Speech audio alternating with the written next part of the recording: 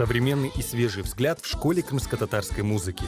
Это место, где переплетаются традиционная народная музыка с современными образовательными подходами. Руководит школой педагог по вокалу и фортепиано Энвер Ибрагимов. Перед ним стоит важная задача – популяризация и внедрение музыкального искусства в жизнь нового поколения.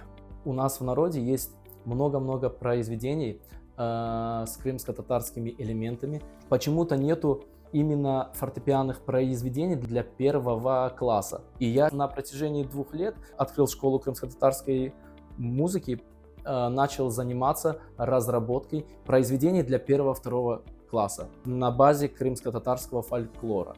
В школе крымско-татарской музыки мы пишем собственные авторские песни, записываем аранжировки и снимаем клипы.